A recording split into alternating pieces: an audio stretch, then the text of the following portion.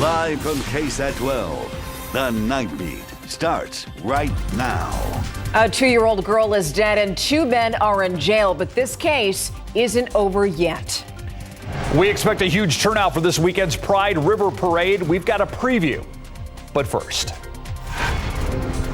2 people arrested in 2 days. San Antonio police say they're connected to a North Side drive-by shooting that killed a 2-year-old girl last month. Both men handcuffed and walked in front of our cameras. And as the Night Team's John Paul Barajas reports, police detectives say their work isn't done yet. Anything you want to say for yourself or your family? Yes, sir. I'm innocent. I ain't doing nothing. They think I did. 2 suspects both claiming they're innocent. But according to San Antonio police, 37-year-old Anthony Arizmendez organized the May 8th drive-by shooting that killed 2-year-old Mackenzie Hernandez Garcia. Why are you in handcuffs? Because supposedly they allegations. Arizmendez is accused of calling for a hit on the home in the 100 block of Future Drive on the north side after he got into an incident with the person police say was the intended target. This all resulted from an assault that took place before the shooting. Because of an assault that took place, Mr. Arizmendez organized the shooting to occur to target a specific individual.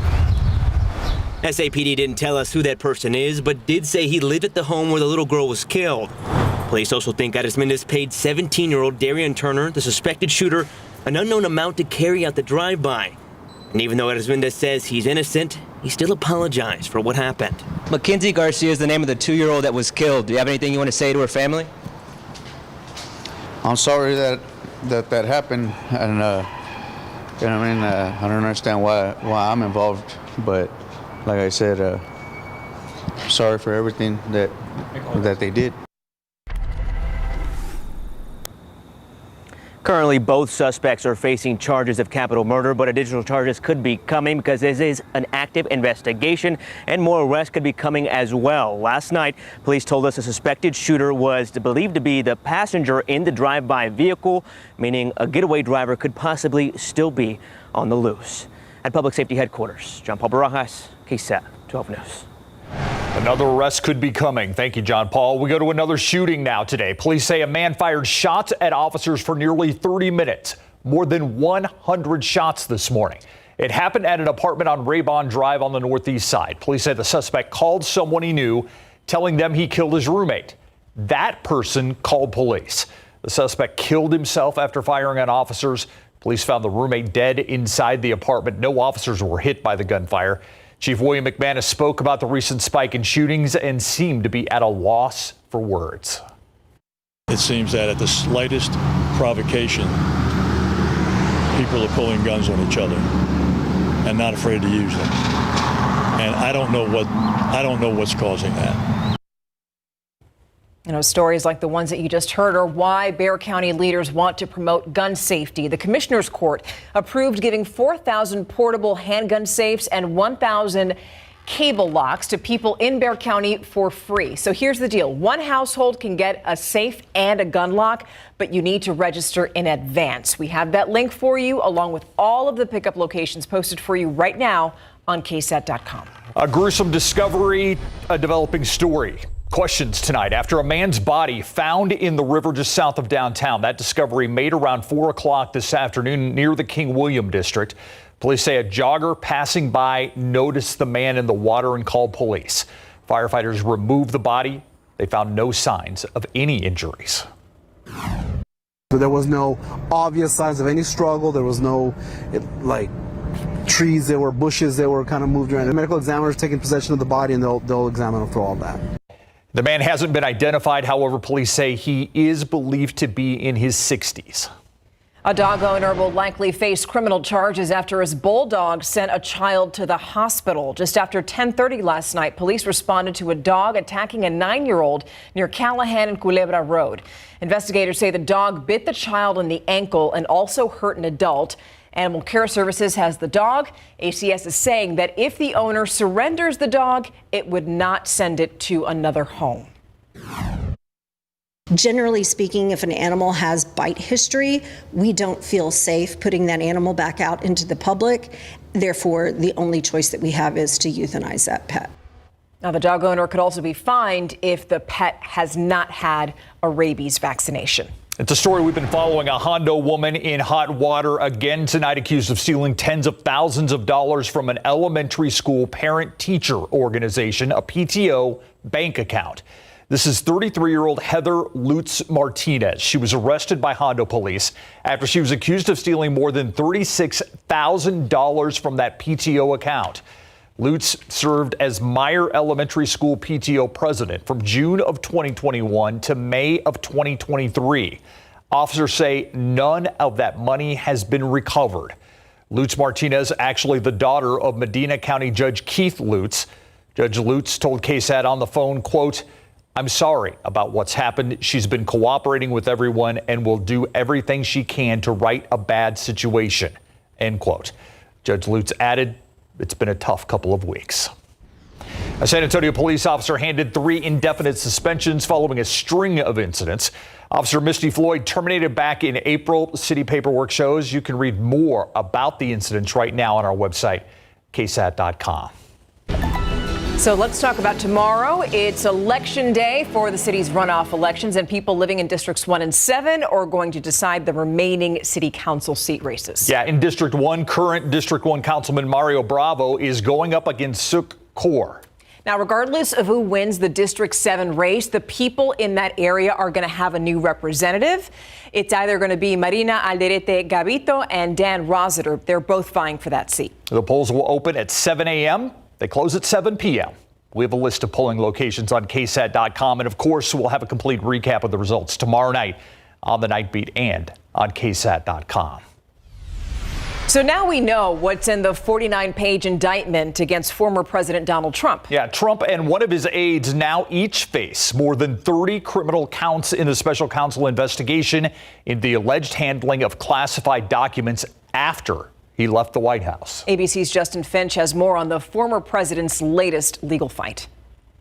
The Justice Department unsealing its 49-page indictment accusing former President Donald Trump of 37 felony counts in the Mar-a-Lago classified records probe. His aide, Walt Nauta, also charged in the case, accused of allegedly helping to hide documents. Special counsel Jack Smith inviting Americans to read the indictment, which prosecutors say shows Trump was personally involved in the willful retention of government records after leaving office, and then obstructed authorities' efforts to retrieve them. The indictment alleges while President Trump gathered classified documents and other materials in boxes, including information regarding defense and weapons capabilities of both the United States and foreign countries, United States nuclear programs, potential vulnerabilities of the United States and its allies to military attack, and plans for possible retaliation in response to a foreign attack. Our laws that protect national defense information are critical to the safety and security of the United States, and they must be enforced. The charging document, including images prosecutors say show those sensitive records were unsecured, alleging they were improperly stashed in a bathroom, a ballroom, and a shower at Trump's Mar-a-Lago estate and private club. The prosecution also detailing 2 instances in which they say Trump showed military documents to people without security clearances. One time in a meeting with a team working on a book, prosecutors say they have Trump's own words on tape telling the group he still has a sensitive document that he never declassified. Trump took to his social media platform to clear his own name. I'm innocent, and we will prove that very, very soundly and hopefully very quickly. Trump plans to resume campaigning for the Republican presidential nomination with an event tomorrow, and then Tuesday is scheduled for arraignment in Miami federal court. Justin Finch, ABC News, Washington. Now let's look at today's big headlines in your Nightbeat News Flash. Former SAPD officer James Brennan was in court today. He's facing charges for shooting 17-year-old Eric Cantu at a McDonald's parking lot last October. The incident was captured on the officer's body cam. Brennan is charged with 2 counts of aggravated assault by a public servant and 1 count of attempted murder. The next step in this case is a pretrial motion hearing, which has not yet been scheduled. You're on Vandersloot. The main suspect in the 2005 disappearance of teen Natalie Holloway has pleaded not guilty in an Alabama courthouse to charges that he tried to extort the missing teen's mother in exchange for revealing where to find her daughter's remains. He was extradited this week from Peru, where he's serving a 28-year sentence after confessing to killing a woman there.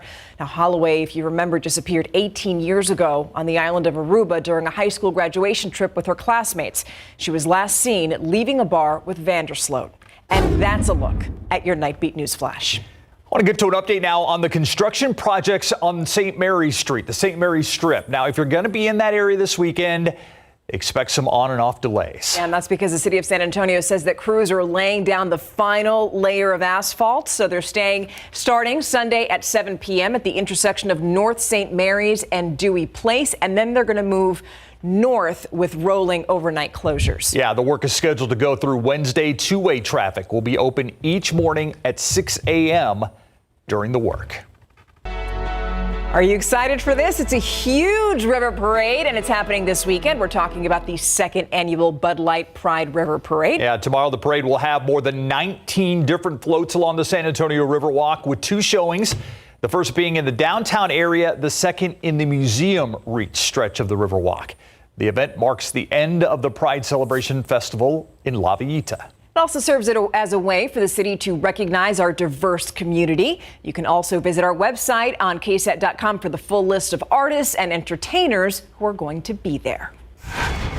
They come in swarms after rainy days, and with all the rain we've had, you might be seeing a lot of them. How to fend off those summer mosquitoes.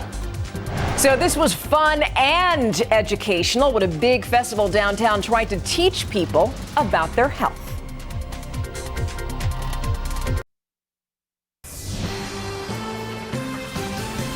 Health and wellness taking center stage at UTSA's downtown campus today. This was Health Confiance's Health and Wellness Festival this afternoon. Free COVID vaccines, HIV testing, and eye exams were offered, but it also served as an opportunity for everyone to learn more about making the right decision when it comes to living healthy. Really why we're here is to help, or why this program exists, is to help everybody understand and have enough information to make whatever health decisions are right for them. Not only was the festival informative, also fun. They had live music, games, and even a family movie night. Oh, I wonder what movie they saw. It's nice to combine all that stuff. Okay, so this is one of the downsides to seeing a healthy amount of rain. You know, mosquitoes, and right now they are all over San Antonio. Now, you usually find mosquitoes wherever there's standing water, like ponds or puddles or wet soil. So how do you keep them away? Well, Metro Health is sharing a few simple steps. At your home, you can basically eliminate stagnant water. Like toys, barrels, buckets, anything like that. Basically, that eliminates the breeding ground for the mosquitoes. Yeah, those are just a few tips to keep mosquitoes from swarming your home. We have a list of other tips to help you avoid those mosquitoes on the go if you go to KSAT.com. Yeah, it's just all this rain has been great for our yards, been great for the vegetation, and great for mosquitoes. Yeah, this is true. Now, 85 degrees out there right now. This is our live cam that's right near the airport. I'm thinking about tomorrow. A lot of people are going to be out there for the Pride, the parade there along. I think it's at 4 to 5 and 7 to 8. And the skeeters will be out too, so be prepared for that, and you'll be feeling the heat and the humidity. Take a look at our temperature trend. 97 the high tomorrow, 99 on Sunday, and we are forecasting triple digits all of next week, so get ready for that to come back into play. It's that time of year. Today was the warmest day we've had yet this year. We'll get to the almanac in a moment. First of all, we're watching some activity out west. We have a few showers out there and some storms still in Mexico and some in West Texas. We could get a few little leftovers of this activity. Right now, a little bit of lightning in parts of northern and very rural Valverde County and some light rain associated with it. Around Del Rio, you just had a very light shower pass through. Now it's moving over Laughlin Air Force Base. Again, we'll keep an eye on that, but I don't expect much, if anything, to really make it here. If it did, it would be just leftover pretty much meaningless rain.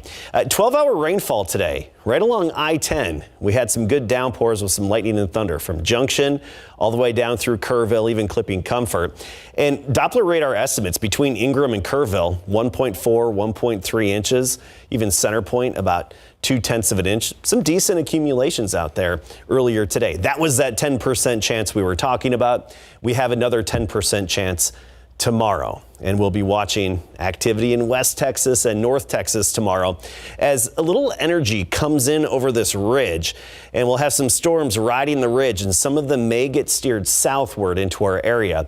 So in the rare event a storm actually makes it here, it would likely become strong to severe pretty quickly, and that's why we do have that severe weather risk tomorrow afternoon and tomorrow evening. Now the highest risk, East Texas. We're right on the edge of the threat because we'd be right on the fringe of getting clipped by some of that activity. But nonetheless, there is that chance, especially north of Highway 90 for a little bit tomorrow afternoon and early evening. When I say a slight chance, we're talking 10%. So today we had that 10%. One or two of those storms popped up tomorrow, 10%, and then we cut off any rain chances for a change as the upper level heat high starts to settle in. As if you didn't already feel it today, 98 our high temperature, the average being 92. The record 104 set back in 1910. That just gives you an idea of the potential for this time of year. And here's the key going forward the next several days. It's not just the heat, but the humidity. I know you hear that a lot, but that's really going to hold true this weekend and early next week. 84 degrees, but a dew point of 72. Now, typically in the afternoon, the dew point falls off. That's not going to be the case the next several days. It wasn't the case today because of all that moisture in the ground. Sun beats down on it, it evaporates up into the air, and it keeps us sticky. So that's going to add to the feels like temperature.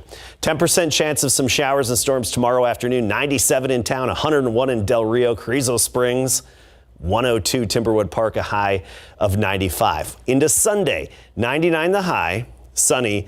It'll feel like it's up to 107. Heat index values as high as 107 even as we get into the early part of next week. Pool weather, splash pad weather. Well, anything to stay more cool. out of Any necessity. way to stay cool. All right. Thank you so much. All right, Larry Ramirez and the Cowboys take a break when we come back. Denver big man Nikola Jokic tweaked his right ankle in the first quarter of Game 4 of the NBA Finals in Miami tonight. It slowed him down a little bit at first, but did not keep him out of the game for very long. Denver led 55-51 at halftime, and they win Game 4 108-95, taking a 3-1 series lead. The Joker had 23 points and 12 rebounds, and Aaron Gordon led the Nuggets with 27 points. So Game 5 goes down Monday night, 7:30 at Ball Arena in Denver on KSAT 12. The Nuggets are one win away from their first ever NBA championship.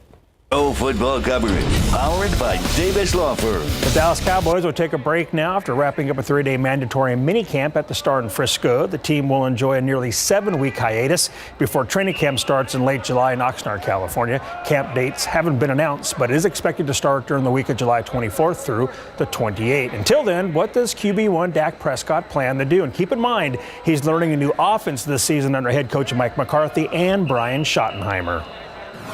So yeah, just in my book really. Obviously, I have some throwing session as I always do, but yeah, looking forward to it. Obviously, get away for a little bit, but just the way that we've ended this mini camp, it's been good, and a lot of excitement just to get back to it and get to compete against these guys in camp. Dalton Schultz and the Houston Texans will hold a mandatory 2-day minicamp next week before they get some time off before the start of training camp in late July. Schultz, who's in his first season with the Texans, was asked his early impressions of rookie quarterback C.J. Stroud, the second overall draft pick. He's bright, man. He's kind of his attitude and demeanor kind of almost understated sometimes. He walks through pretty humble, like head down, soft voice. The kid's a baller. Throws a nice ball. So far as he's been soaking up everything he can from all the offensive coaches in the room. So I think the kid's got a bright future ahead of him. Texas State head football coach G.J. Kinney spent some time in Chicken and Pickle last night to meet and greet with Bobcat alumni and fans as he travels across the state of Texas as part of Coaches Nights with G.J. Kinney. Coming off his first spring as the Bobcats head football coach, he also has plans stopped in Dallas, Houston, and Austin. KSAT 12's R.J. Marquez has more.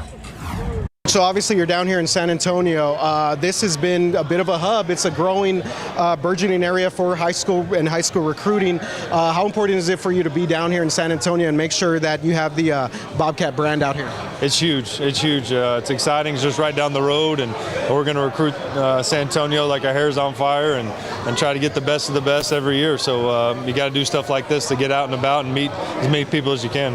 All right, Coach. So I got to ask you here, what are your pickleball skills like? Are we going to be able to see that on the court later on tonight? I've never played, but yeah, I'm down to learn. And I was asking, it's kind of like ping pong and tennis, so I'm excited to get out there and hopefully get to try it tonight. In college baseball, TCU played Indiana State in Game 1 of that series today. No score, top of the third inning. While the commentators were talking to Sycamore's head coach Mitch Hannes, TCU outfielder Austin Davis goes yard with a solo home run to left field to make it 1-0 Horned Frogs. That abruptly ended their conversation with Hannes, who was really chomping down on his gum after that hit. Moments later, TCU gets some more. Cole Fontenelle drives the first pitch of his at-bat to center field for a 2-run shot, and it's 3-0 Horned Frogs, and that was more than enough. TCU takes Game 1 of the Fort Worth Super Regional 4-1. Game 2 is tomorrow at 5 in the afternoon. The Texas Longhorns open their best-of-3 Stanford Super Regional tomorrow at 5 p.m. against the Cardinal. Game 2 is Sunday, and Game 3, if necessary, is set for Monday. Josh Young goes yard in the first-place showdown after the break. Tampa Bay hosting Texas to start a 3-game series in a battle of first-place teams. Baker Mayfield taking in the action. Bottom of the 6th inning, the Rays' Isaac Paredes crushes his second home run of the game, a 2-run touch-em-all, and the Rays lead 6-1. Dude went 3 for 4 with a career-high 6 runs batted in. Top 9, Rangers still slugging away. San Antonio's very own Josh Young smacks a solo job to center field, his 13th homer of the season. And that was it for runs. Tampa Bay wins 8-3 for their 7th straight win. Astros at the Guardians tonight was a wild back-and-forth game that just finalized not that long ago. Cleveland takes it 10-9 in the bottom of the 14th with a walk-off double. And the San Antonio Missions bounce back in Texas League play tonight, edging out the Wind Surge 5-4. San Antonio broke up with a 12-hit night, and they put up a 4 spot in the bottom of the 5th inning. You could say the Missions were windbreakers tonight. No, you can't say that one. Caskey said. Caskey said. We'll be right back. I'm not going to say anything. Yeah, I'm not. Thank you for sticking around and hanging out with us. Have a wonderful night and even better weekend. Yeah, we'll see you on Monday. Have a good weekend. Good night.